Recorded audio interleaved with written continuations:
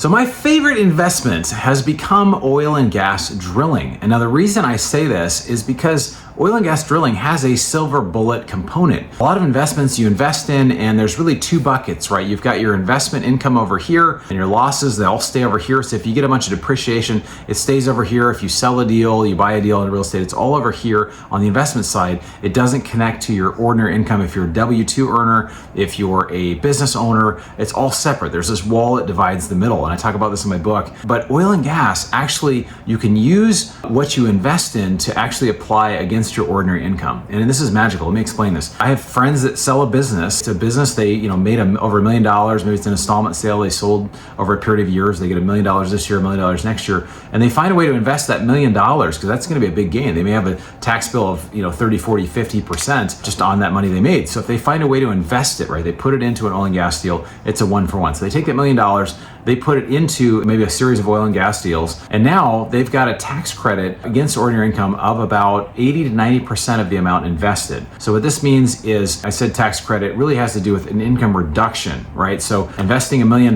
they've got about a $900,000, maybe an $800,000 to $900,000 deduction against that income. So it only shows, instead of making $1 million, it shows they made $100,000, right? Which is magical. I mean, that could literally save them hundreds of thousands of dollars, and it has. And so that's one benefit of it. The second benefit is of the cash that comes from the cash flow from the deal, right? Because that's the second part, is the cash flow that you get from a deal like that, is that you only pay 85% of the actual taxes on. There's something called depletion allowance, which allows you to reduce 15% of the cash flow on the back end. And you say, why does the government do this? Why do they actually allow for this? Again, the government provides incentives. Over 90% of the tax code is actually deductions, incentives, different eligibility for different types of programs. And it's just a way that you can partner with the government. They need clean energy. They need lots of energy. Sorry, clean energy, and oil is not considered necessarily clean energy, but we need energy. We need lots of energy. We need clean energy. We need all the energies. And so this is a way to be able to do it. And so the bonus depreciation, the cost on this stuff is a tax write-off. Another way that we've really valued investing in oil and gas is not just for the tax benefits, but it's for the cash flow. A lot of times the cash flow from these deals is, often 15 to 25% per year. And when we're doing a package of oil and gas deals, a lot of people have thought about this. I get this question, well, what are the risks here? And I just want to share really quick what the risks are, because it's important. Whatever you invest in, you understand the risks. And I think there's three primary risks. The first one is the sponsor risk, right? So who is the person operating this? There have been in the past and around even today, a lot of fly-by-night people. We only work with people that we have some experience investing with over the years. We know people that have invested with them for many years, and we get referrals and we talk to people. We never just go to a conference or go online. We try to actually really make some connections to make sure we understand how these people are, how they work, how they communicate, and understand what are their fees. Are their fees ridiculous or are they reasonable, right? And so you can get in, you kind of compare those things, and you kind of see how they look at it. So that's one risk, is the sponsor risk. The next one really from oil and gas is, what if there's a dry hole, right? That's a big one, right? What happens if I go in and I drill and there's a dry hole? We've all heard about this, that if there's a dry hole. What happened 20, 30 years ago was there were a lot of dry holes. And what's changed over the last 20, 30 years is the technology.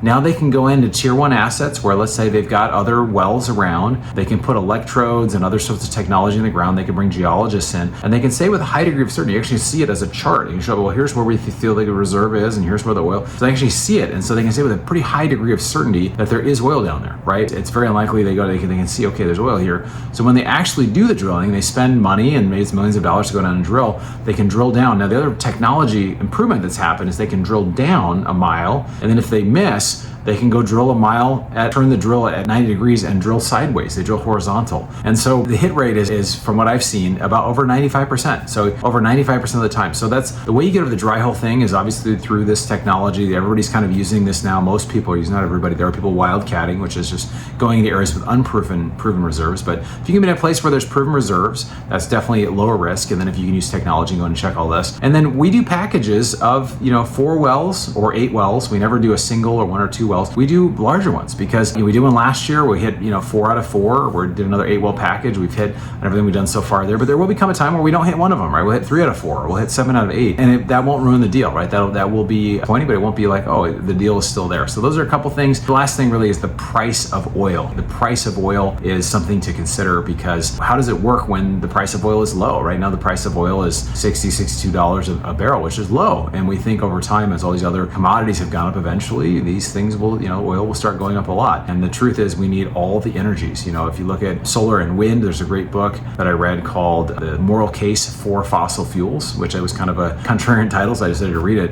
And it said that after 100 years, we have about 4%, 3 to 4% of the world's power comes from wind and solar. You can think about it, over 100 years we've been doing this, and it only works when the sun is shining or the wind is blowing, right? And so it's not all the time. That's why we need so much of the fossil fuels as well. And every projection I've seen is we're gonna need way more in the future, and there's a huge underinvestment right now in these things. That's why as private investors, you can do it. A lot of these larger funds have taken the Clean Air Pledge or the Clean Pledge and said they're not allowed to invest in dirty energy because we have consistent, clean, and powerful energy. Hospitals can run. We can have reliable power grid. We can have all the stuff that they don't have third world where the stuff does not work. So that's why I love, there's a couple of reasons I love oil and gas. It's important to look into it. If you want more information, you can go down, check the link below. We are doing these deals regularly. You can check them out. Please, if you want to follow this channel, we're providing great content for you to help grow your wealth. We want to try to help you grow and get to your financial goals as quickly as we can. So please like and share this video. We also have a podcast called The Mailbox Money Show on this channel. Great interviews with experts, and look forward to seeing you on the next video.